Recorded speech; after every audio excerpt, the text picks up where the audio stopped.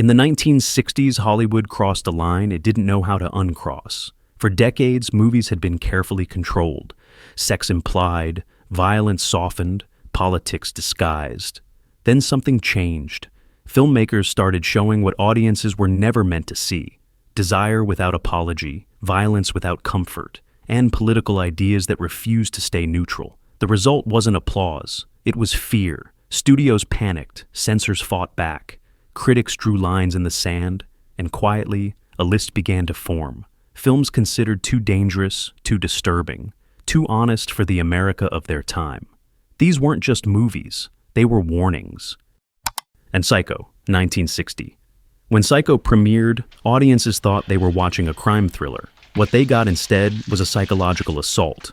Alfred Hitchcock broke an unspoken rule by killing his apparent main character halfway through the film, and doing it brutally in a place associated with privacy and safety. The shower scene wasn't just violent, it was invasive. The camera lingered, the editing confused, the sound design unsettled. The backlash wasn't official censorship, but something more revealing: fear. Theaters refused late entry because Hitchcock wanted viewers trapped in the experience from the first frame. Critics accused the film of corrupting morality. Parents complained it went too far. What truly disturbed Hollywood wasn't the knife. It was the idea that audiences enjoyed being scared in this new, intimate way. Psycho didn't just shock viewers. It exposed how fragile the old rules really were.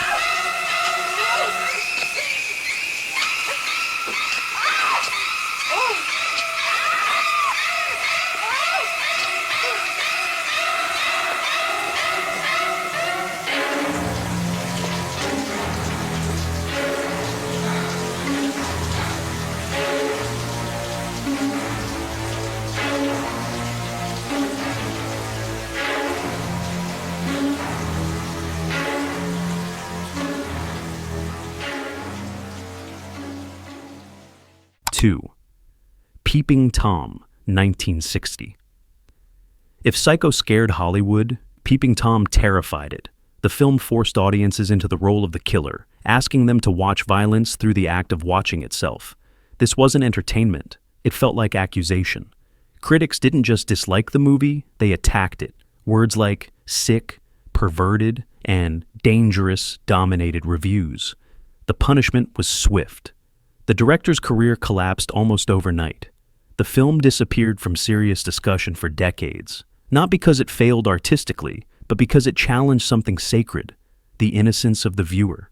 Peeping Tom suggested that watching violence wasn't passive, it was participation, and that idea was too uncomfortable for 1960s Hollywood to tolerate.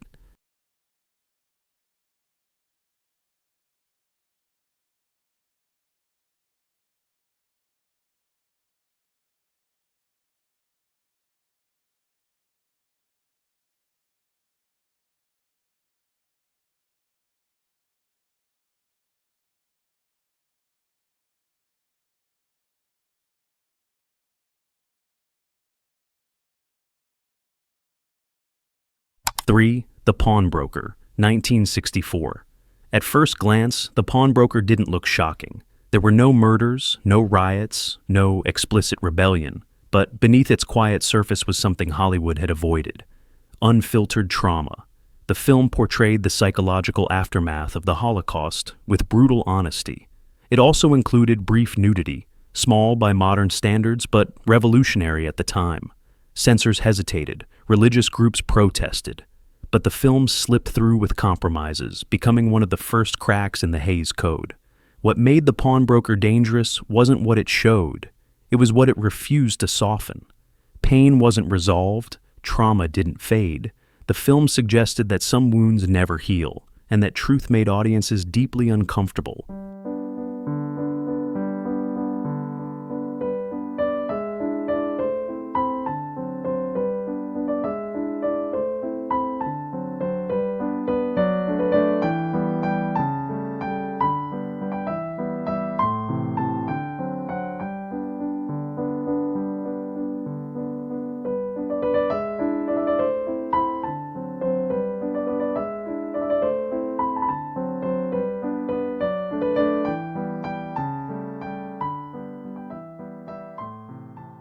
4.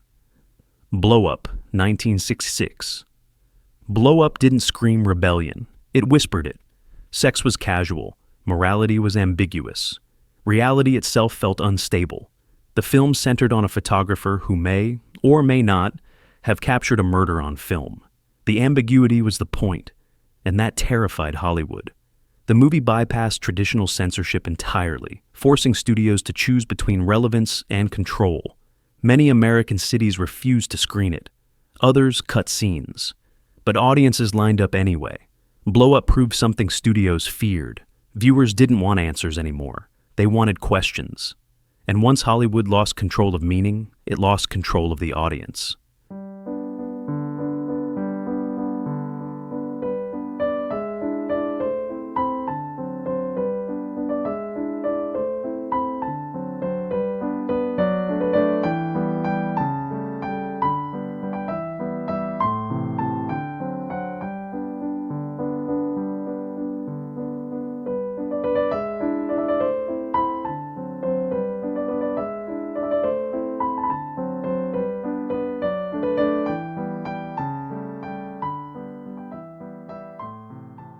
5. Bonnie and Clyde, 1967. Violence had existed in films before Bonnie and Clyde. What hadn't existed was violence that felt beautiful, slow, and strangely emotional. The film turned criminals into icons and made death linger on screen. Critics were horrified. Editorials accused the movie of glorifying murder. But younger audiences saw something else: honesty. The violence felt closer to real life than anything Hollywood had shown before. When Bonnie and Clyde succeeded, studios realized something unsettling. The moral authority they thought they held no longer mattered. The audience had already moved on.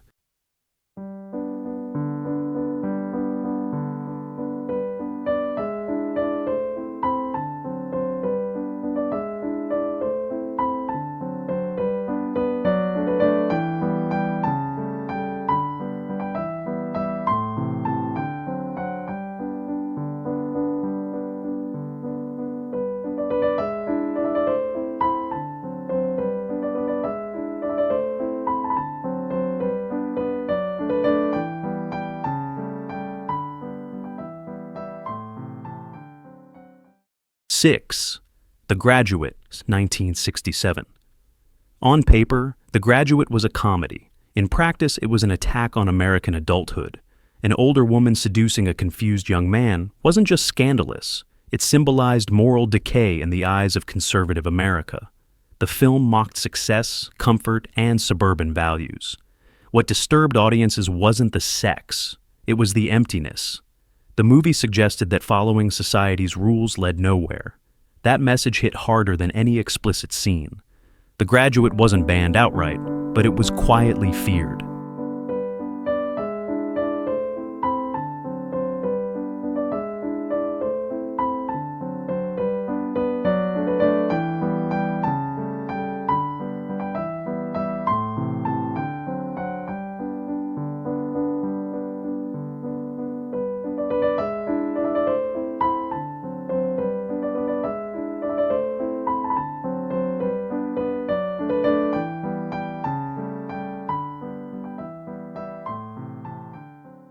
Seven.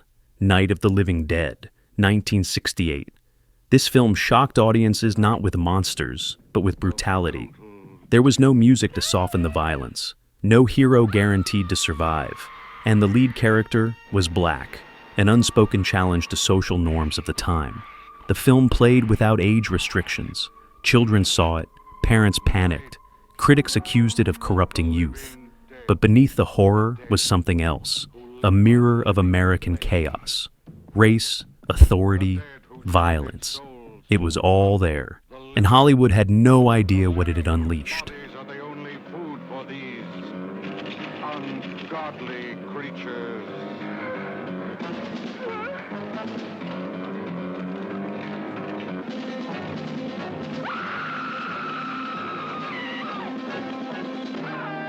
Night of the Living Dead. A bizarre adventure in fear. An experience in shock, more 8. The Battle of Algiers, 1966. This wasn't a Hollywood film, but Hollywood feared it anyway. Shot like a documentary, The Battle of Algiers portrayed revolution with unsettling realism. There were no heroes, no clear villains, just systems and consequences. The film was banned in multiple countries. In the US, it was screened cautiously, often quietly. Why? Because it didn't tell viewers what to think. It showed how power works and how it collapses. That made it far more dangerous than propaganda.